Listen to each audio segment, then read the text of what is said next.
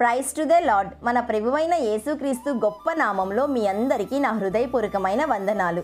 ప్రతి ఉదయమున దేవుని వాక్యాన్ని విని మన జీవితాలను సరిచేసుకుంటూ ప్రభువులో మనం ఫలిద్దాం. ఈ వాక్యమును మీ ఫ్రెండ్స్కి, మీ శ్రేయోభిలాషులకి షేర్ చేయండి. దేవుని పరిచర్యను విస్తరింప చేయటలో మీరు పాలు పొందండి. ఈరోజు దేవుని జీవవాక్యంను చదువుకుందాం. హెబ్రీయులకు రాసిన పత్రిక 3వ అధ్యాయము 6వ వచనము. అయితే క్రీస్తు కుమారుడయుండి ఆయన ఇంటి మీద నమ్మకముగా ఉన్నాడు. Hebrews chapter 3 verse 6. But Christ is faithful as the son over God's house. మన ప్రభువు ఈ లోకంలో జీవించినప్పుడు తండ్రి పంపిన పని పట్ల నమ్మకస్తుడై ఉన్నాడు. తండ్రి పని చేయుటయే తనకు ఆహారము అన్నట్లు జీవించాడు గాని ఈ లోకంలో ఆస్తులను, అధికారమును సంపాదించుకొనుటకు ప్రయాసపడలేదు, ఆశించలేదు. తన అధికారమును దుర్వినియోగం కూడా చేయలేదు. అంతేకాదు, మోషే నా ఇల్లంతటిలో నమ్మకస్తుడు అని ప్రభువే చెప్పాడు. కాబట్టి ఆయన శక్తిని 6 లక్షల మంది కాల్బలమును, అనేక లక్షల మంది జనులను నడిపించగల నాయకత్వంను అప్పగించాడు. పేతురు, యోహానులు నమ్మకస్తులుగా ఉన్నందున సర్వాధికారములను, స్వస్థపరచు శక్తిని, అద్భుతములు చేయు శక్తిని ఇచ్చాడు. ప్రియ సహోదరి, సహోదరుడా, మరి నీవు ప్రభువుకు నమ్మకముగా ఉంటున్నావా?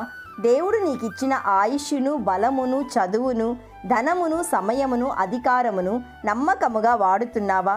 కొద్దిలో నమ్మకముగా ఉన్నవారికి దేవుడు ఎక్కువ అప్పగించును, ఆశీర్వదించును. ప్రియ దేవుని బిడ్డ, అపనమ్మకత్వం అనేది దేవుని దృష్టిలో పాపము, బహుఘోరము.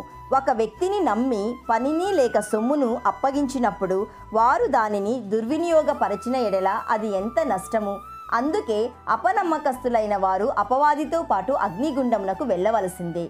My dear friend, you are the temple of living God. Be faithful to our Lord God Jesus Christ in all the works, and also be honest towards your parents, be honest to your neighbors.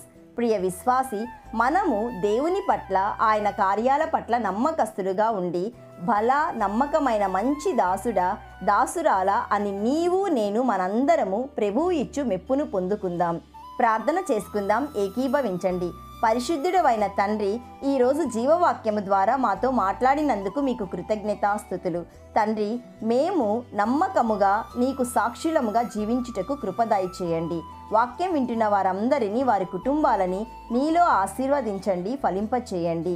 వారి ఉద్యోగములో, వ్యాపారములో, చదువులో, ధనములో, సమయములో, పరిచర్యలో నీకు నమ్మకంగా జీవించుటకు సహాయమును దయచేయుమని సృష్టికర్త అయిన యేసయ్య నామంలో అడుగుచున్నాము తండ్రి. Amen. God bless you.